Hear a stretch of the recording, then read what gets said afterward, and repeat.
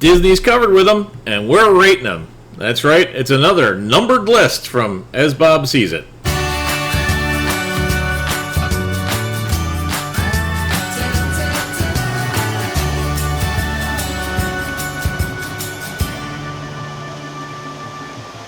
One of the things I had to contemplate while preparing this video is, what is a waterfall?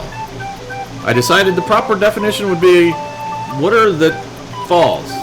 You know, not pushed, but falls. So Splash Mountain, while probably the highest waterfall at Walt Disney World, won't count for purposes of our countdown.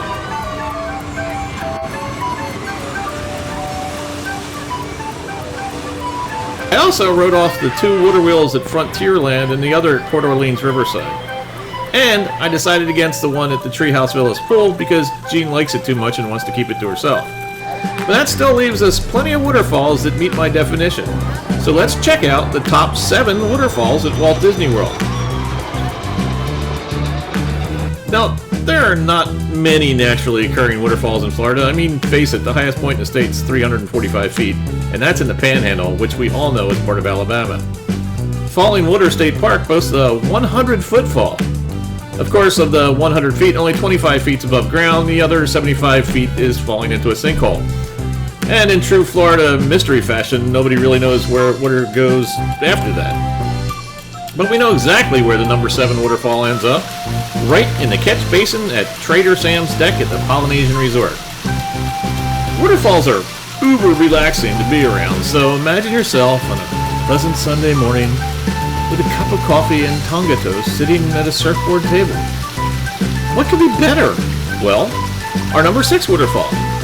It's not quite as relaxing because it's in the middle of traffic. It's also a little difficult to see because someone put a sign right in front of it. It's the entrance falls at the relatively new Grand Destino Tower at Coronado Springs. Wait, the tower looks way cooler at night, so let me switch this. I really do wish there was a better way to see it because I didn't even notice until we were leaving. I heard it before I saw it and went over to take a look. It was across the porte cochere. So I went straight across the driveway and still really couldn't see it. You kind of have to look at it from the side. But with everything else to see in the tower, like the Barcelona Lounge or the view from the Dolly Lounge upstairs, it kind of gets lost in the shuffle. It's still hard to believe that the fantastic changes Disney's made to Coronado Springs cost us the Chicken Princess. It's a whole lot easier to spot our number 5 waterfall. It's the backwards waterfall at Epcot's Imagination Pavilion. Now I feel comfortable listing this as a waterfall and not a fountain for 2 reasons. 1, Disney named it the backwards waterfall. And 2, I didn't include it in our top 7 fountains video.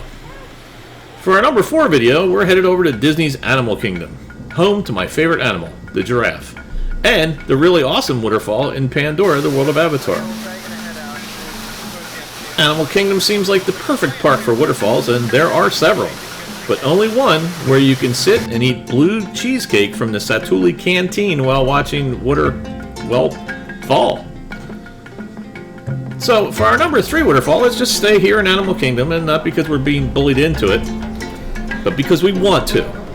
Anyway, number 3 are the various waterfalls on the Tree of Life on Discovery Island. And no, I don't mean Discovery Island in Bay Lake. I've never been there, I swear. The Tree of Life is a perfect example of an unbelievably large tree covered with animal carvings that you'd find in any rainforest. Oh, except for that one.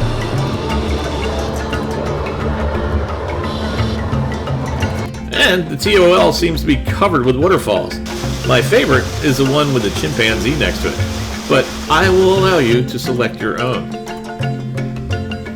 Now, for our number 2 waterfall, I would have given this spot to the Grand Waterfall at the Dolphin Hotel, but couldn't on a technicality. See, Disney doesn't own the Swan or the Dolphin, just the land they sit on. The Dolphin is owned by the Marriott Corporation, so it doesn't qualify for our list and the arbitrary rules I made up for it. And if there's anything that YouTube likes more than a numbered list, it's honorable mentions. So here are our honorable mentions. Now, folks, is the moment you've all been waiting for. The 8th wonder of the world, the backside of water! The Backside of Water, or Schweitzer Falls, are a Disney classic. But since I only had an old cell phone video taken at night and Disney's closed because of the plague, I made it an honorable mention. Over at Fantasyland, when the Imagineers built the new bathrooms, they slipped in Rapunzel's tower and a waterfall, so I figured I'd slip it in as an honorable mention. And of course, I had to include the entrance waterfalls in front of the Polynesian Hotel. After a rip-roaring ride on Disney's Magical Express from the airport, it's pretty magical to stand by the waterfalls and decompress for a minute. It really is one of the most beautiful spots on Disney property and deserves an honorable mention. In our number one spot, I went for the underappreciated behemoth of a waterfall. It's the 50-foot temple waterfall at the lost city of Cibola pool at Coronado Springs. I know we're spending a lot of time at Coronado Springs, but come on, look at it! Not only is there a huge waterfall, located inside is a 125-foot water slide. Also at the dig site is the largest hot tub on Disney World property. But this isn't the Disney pool numbered list, this is the Disney waterfall numbered list. So, there you go. If you have a waterfall that you like better, let us know. With all of Disney World closed down due to COVID-19 virus, I had to rely on my own library of videos that I shot at Walt Disney World. Now I know some will disagree with this countdown, so don't think of it as a countdown. Think of it as a numbered list. It'll make you feel better.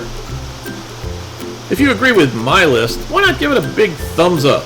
As a matter of fact, if you disagree with my list, go ahead and give it a big thumbs up too. I mean, it won't change the video at all, but YouTube's computers will view this as a video that others might enjoy and recommend it to them. Or at least that's what I'm told. Even during this time of quarantine, social distancing, and executive orders to stay at home, I'm still trying to put out a new video every Friday. If this video has taken your mind off the situation for even the briefest moments, maybe you should consider subscribing. It won't cost you a dime. Just click on that subscribe button. And in this time of uncertainties and YouTube operating on autopilot, you should probably click on the bell icon. That way you'll be notified the next time I upload a video. Thanks for watching. Stay safe, wash your hands, and I'll see you next time.